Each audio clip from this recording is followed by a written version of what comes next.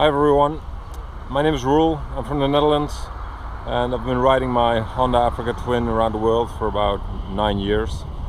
There's not much traveling happening at the moment, especially with COVID-19 around the world. A lot of borders are closed.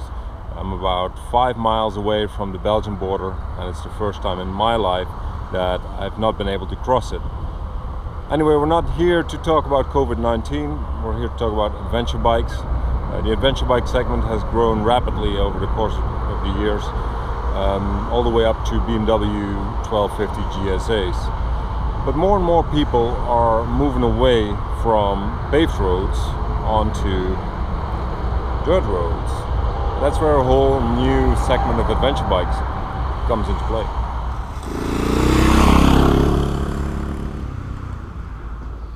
More and more people are riding the TAT, the BDRs or the TET, the Trans-European Trail, which is about 20,000 miles of dirt roads all over Europe. And I find myself enjoying those dirt tracks and single tracks more and more.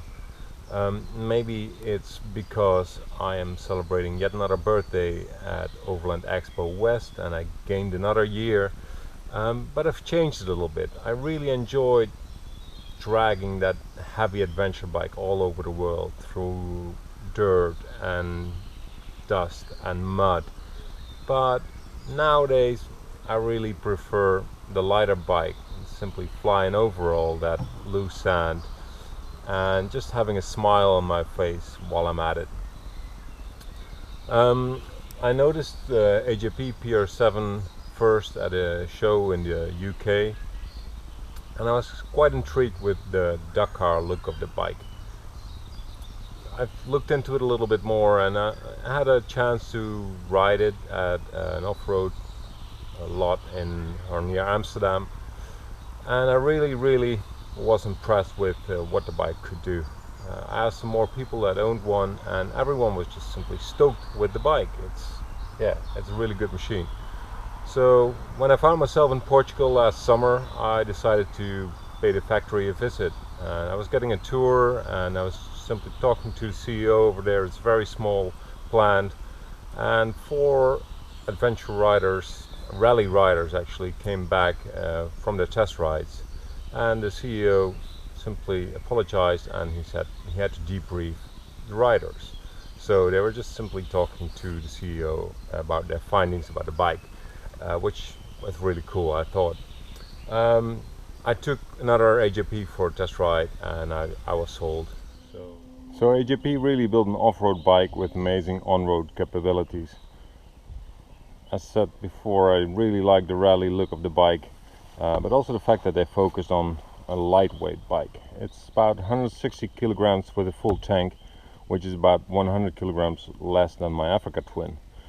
Speaking of the tank, it's right there under the seat, a 17-liter service tank. That makes the center of gravity sit really low, nicely balanced, and that makes it really maneuverable as well, and it creates space for the air intake up there, and because it's so high it makes it easier to cross rivers.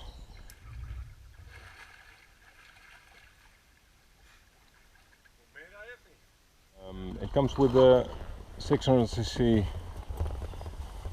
engine, fuel injected.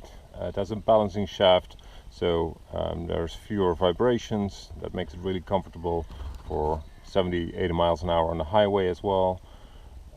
It's the same engine that was used by Husqvarna for a long time, so it's a very reliable engine. The alu skid plate, that's supposed to protect the engine, nice and thick.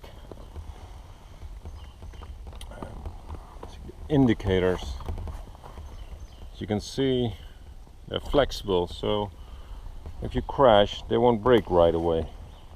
The suspension of the bike comes with really good suspension, inverted forks, fully adjustable front and back. The focus on lightweight also comes in the back with a cast aluminum swing arm Brembo brakes.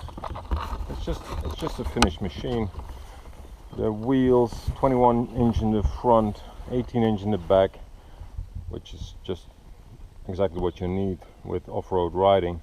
The sizes also give you the widest variety of tires to choose from.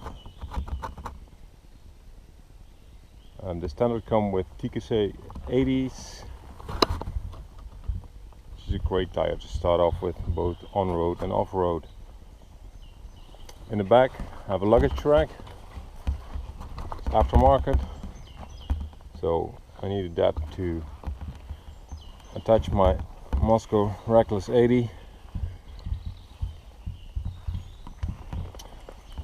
One more thing that I really like is these foot pegs. Very wide, really grippy. Just gives you a lot of control with this bike, especially when going off-road. Back to the front. So the screen just gives you a lot of wind protection, rain protection. There's a lot of light coming from these lights as well. It's actually nothing you really need to add to this bike. What I like best about this whole machine is the Samsung touchscreen in the front. You basically carry a computer around. You can download any app you want, any navigation app, and it's just a joy to ride and just follow your tracks like this. It makes it safer, I think, to have such a clear screen right in front of you. So all I added was the luggage rack, the Moscow Reckless 80, Pico in front, and this cool cover, which is basically air conditioning for your behind, and it also makes sure that no water collects in your crotch. So with all that, it makes it a really comfortable ride to get basically anywhere. That makes the PR7 my go-to bike at the moment. It's also the ideal bike to go moto distancing. Just remember to wear your helmet so you cover your mouth and nose. Wear gloves and keep your hand to the handlebars so you can't touch your face. And get out there where there's no crowds. Just let's all take it down a notch at the moment so we stay safe. Enjoy prepping for your next ride, and I hope to see you all at the next Overland Expo.